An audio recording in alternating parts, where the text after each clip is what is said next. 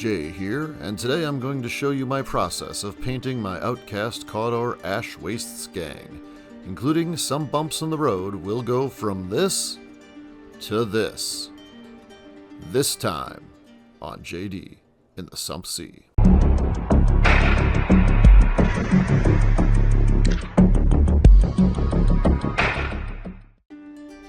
I started this project thinking I would try a zenithal base coat using spray paint and then use contrast paints. This would be my first real attempt at these techniques. I first tried using snakebite leather over my base coat, and it turned out quite dark. I thought it was too dark, so I moved on to something else. I tried Army Painter Light Tone next. Didn't really like the graininess that I got from this combination. I then combined the Craft Paint Suede color with some Lamian Medium to make a new paint color that would be darker and thicker than a wash and more like a contrast paint. It was still quite thick and coated the mini quite nicely. This is when I decided I must not have done the zenithal base coat properly. The white sprayed over the black needed to be more uniform on a zenithal spray. So I decided I would just repaint the minis with a solid paint color, so I tried the Craft Paint Color Antique White first.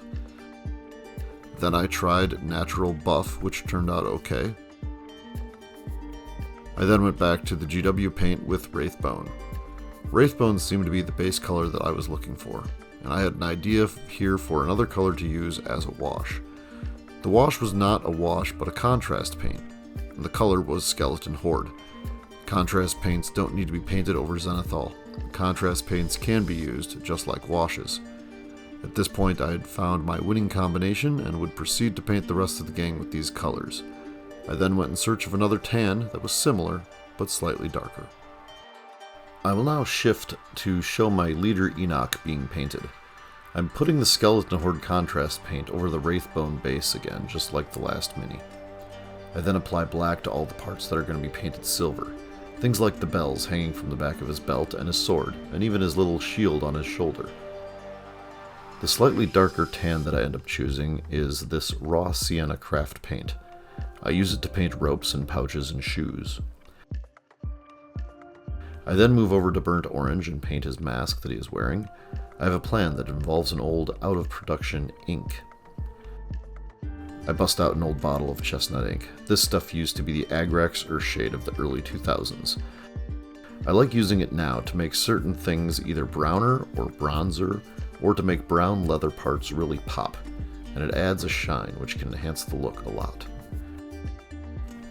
I then move over to the contrast paint snakebite leather.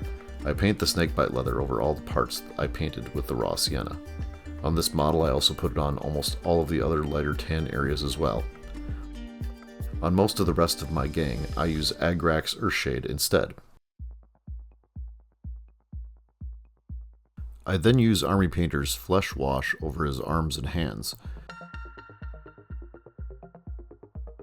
I really think I'll continue using this wash for most of my future gangs. Once I feel good about the look, I go back to my old standby, Lead Belcher. This is my favorite silver color that GW makes. I like how dark it is and how well it covers. My method of painting this onto this mini is to do a heavy dry brush, so there are still some black spots and some darker silver areas. I then paint Agrax Earthshade over the silver bits, which I apparently didn't film. Then I grab the Territorial Beige, and I paint all of his base in that color. I end up painting all of my gang's bases completely in Territorial Beige before moving on to the next basing steps, which you will see soon.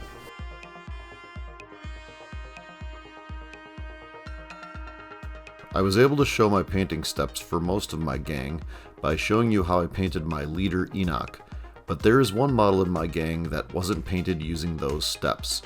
My Mutant Champion James the Great is based off an old metal Blood Bowl model, and he has chainmail and mutated limbs. He would be painted a bit differently. But I did start with a familiar color on him, the Craft Paint Raw Sienna, to paint his boots and part of a glove on his left arm. I then used Kislev flesh on his head and his legs and his right arm. I then used some burnt orange on his tabard. This is where things got fun and I started to use some other colors I hadn't used elsewhere in the gang starting with Emperor's Children pink on his extended tongue. I then used Cawdor Sky on his crab claw left hand. On his right hand claw, I used Mephiston red. For his ponytail, I used burnt orange.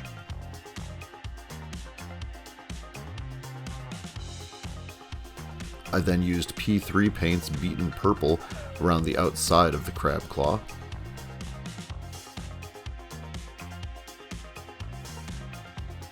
On the outside of his other claw, I used Troll Slayer orange, which is a brighter orange than burnt orange.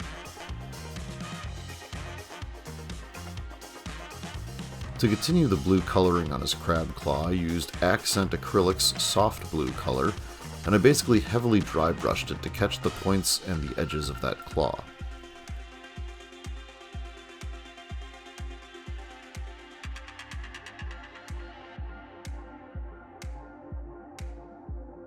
I used Uriel yellow on the outside spikes of his other claw.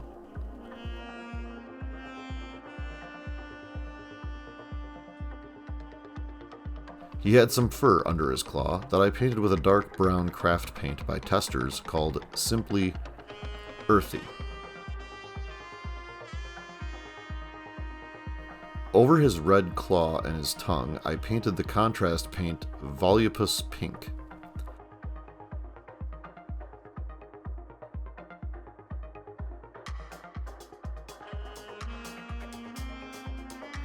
On his crab claw, to finish it off, I used the wash Druchii Violet.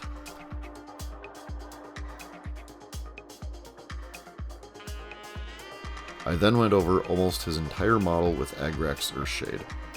It made his armor darker and dirtier, and his leather boots darker, and basically tied everything together.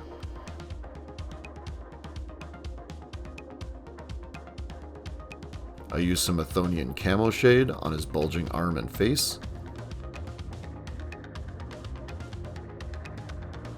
Then the Citadel Shade Cassandora Yellow on his arm and face. Then I used Reichland Flesh Shade on his arm and face. And finally, some Guilliman Blue glaze. And here's James the Great in his finished form. So now let's go over how I based these models. I first had to make my basing material. I mixed Woodland Scenic's fine buff ballast with a much smaller amount of Woodland Scenic's coarse ballast, and put it into a flatter plastic container, which would be easy to dip figures' bases into. With an old paintbrush, I then liberally applied a mixture of water and Mod Podge to the base of the Mini and dipped it into the flat plastic container containing the ballast material. I would then repeat this process with each miniature until they were all based.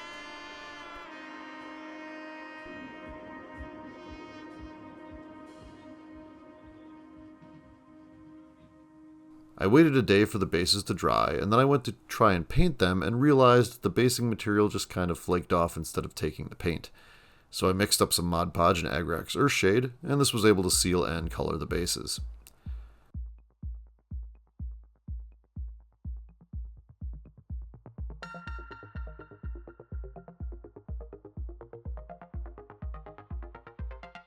I waited several hours and took out my Tan Craft Smart Craft paint, and did a heavy dry brush over the ballast, which was now quite hard from the Mod Podge application. I then lined the edges of the bases again with Territorial Beige and called it a day. And now let's paint the vehicles. So I'm going to start with the Trak Tor, and the first thing I did was use Troll Slayer Orange to paint some splotches on parts of the tracks to make it look like rust. Then using Lead Belcher, I painted in a heavy dry brush over the tracks and over many other parts of the model that were supposed to look like metal.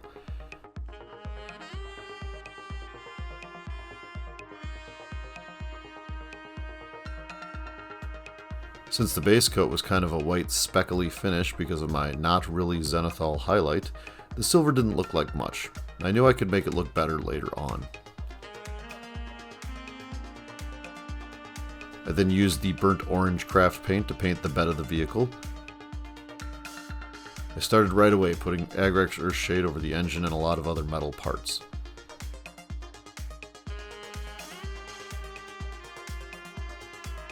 I switched to a tan to paint the very back of the vehicle's bed.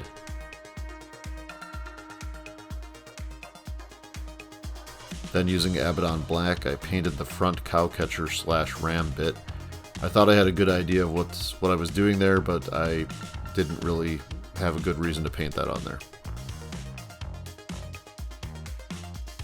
I then used Lead Belcher again to paint the middle of the bed of the tracked truck. I'd switch back and forth between different paints at different parts of the vehicle as I was painting this, mainly because I wanted to do something different. It gets kind of boring when you're just doing one color in a lot of places on a vehicle this size. So I'd switch from the tracks to the bed, to the driver, to the engine, etc. just to switch things up and make it more interesting for me painting this model. At this stage, I wanted to paint the driver and the prisoner, so I used Kislev Flesh for the skin.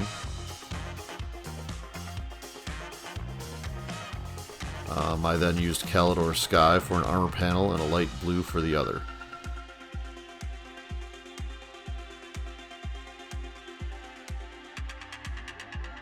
I then used Retributor armor to paint the demon heads to make them look like brass or bronze. I would then wash them later with another color.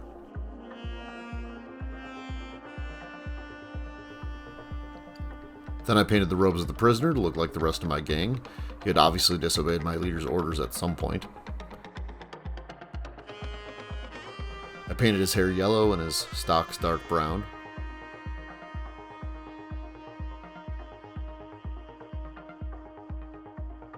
I then went back to Lead Belcher to get even more metal parts that I'd missed before.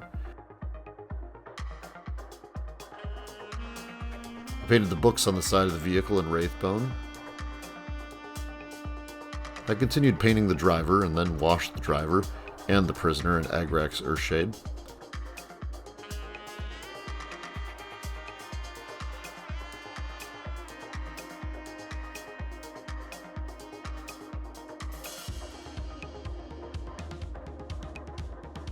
I then liberally applied Agrax Earthshade over all of the vehicle.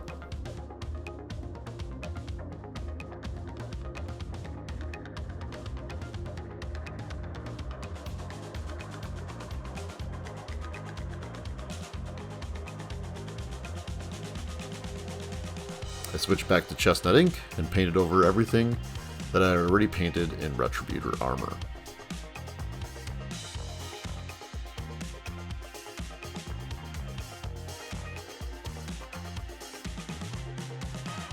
I painted 3 vehicles for this gang, but the third vehicle, which I won't show here, isn't nearly as interesting as the 2 I wanted to show you.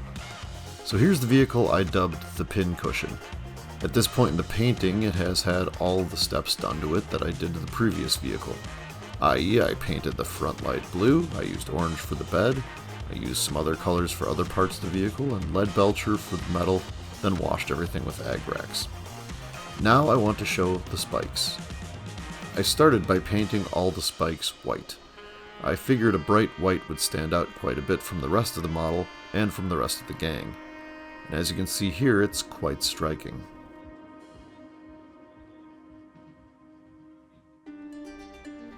But of course it hasn't been sitting in the garage all these years, it's been out in the wastes, which are pretty dirty. So I used Agrax Earthshade at the base of each spike, just going up them maybe 1/4 of the way up. I then used Reichland Flesh Shade on some of the spikes at different places on the spikes. I wanted it to look like dried blood. I also used a tiny bit of blood for the blood god on the tips of some of the spikes. And that's about it. So let's take a look at the display board and the finished gang. Here's the display board, which is made from a painter's canvas board. I used the same basing material for the board as I used for the rest of the gang. I used popsicle sticks for baseboards, as I think they would have laid them down on the ground as a sort of base for their tent and also as a place to park a vehicle. There are some laser cut MTF sci-fi containers in the back and some other bits and bobs as well. I have to thank my partner for helping me paint this board. I wouldn't have gotten this entire gang and board done in time for the Ash Waste weekend without their help. The 3 resin casts are Barricades, which I thought were pretty nice, and one of them, the first one, looks kind of like a wrecked rocket vehicle.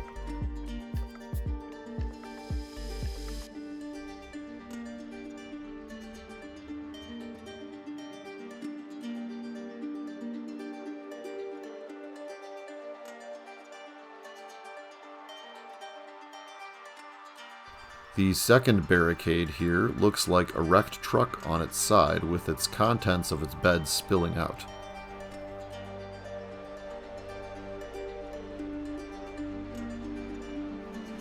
The third barricade is made out of what looks like scrap metal bars and panels. All 3 pieces of scattered terrain I left unglued so that they could act as barricades on an ash waste board. So this gang was a lot of fun to put together and a lot of fun to paint. The idea for this gang came from Star Trek V, but we'll talk about that more in another video. I intend to make one more video about this gang, and that will be going over why I built it the way I did, as well as the story behind the gang. I'll talk about the weapons and war gear I gave them, as well as what tactics cards I used during the 2 campaigns that I played them in. And speaking of campaigns, I'll talk about how this gang performed and what I might do differently if I was to start over building this gang from scratch. But that's all in a future video. And so until then, as always, thanks for watching. Please like and subscribe.